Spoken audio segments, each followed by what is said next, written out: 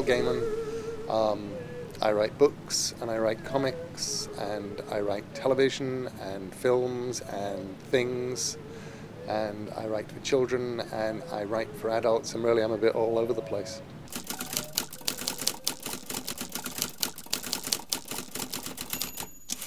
Problem with both the Game of Thrones world and the Lord of the Rings world, if I were going to live in an imaginary world, is plumbing. You know, wherever I live, I really want working toilets. You know, it would need to be and good dentistry, I think. Probably what people need to start doing is imagining wonderful, distant, magical kingdoms filled with plumbers and dentists. I'd go and live there. Thor would probably think that he had and be very, very pleased. But the idea of a Thor-Morpheus fight, it would be kind of like the big guy in the bar trying to pick a fight with the guy who just wants a drink, and eventually convincing himself that probably he won because the other guy didn't want to fight. Moist.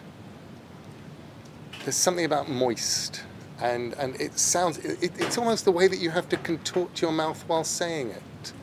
And it sounds faintly peculiar and sort of amusing. Damp. Damp is a great word. I like damp. It begins with a D and it ends with a P, and it's satisfying, and oh my gosh, I just sat in the damp spot. You know, it's a nice word.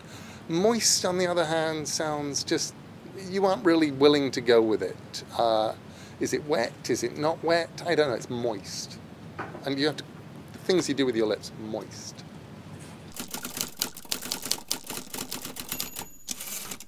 Most favorite word is definitely fucking.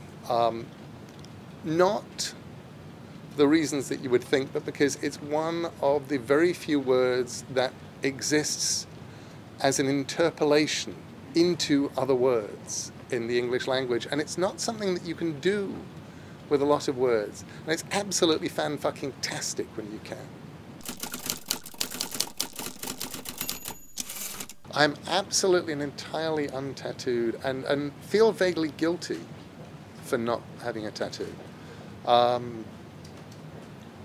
And always figure that when I do get one, it will be a literary tattoo of some kind.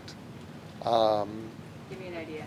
Well, I had this wonderful idea originally. The only thing that I'd ever thought that I would possibly get tattooed was the ampersand symbol, because I think they're so beautiful.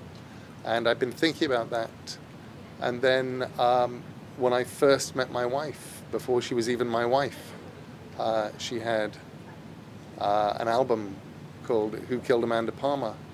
And it had a song on it called Ampersand, and one line in it is, I don't want to live my life on one side of an ampersand. And I thought, you know, I really can't get an ampersand now. And further to that, so many of her fans actually do have ampersand tattoos, so I go, no, I probably can't really do that.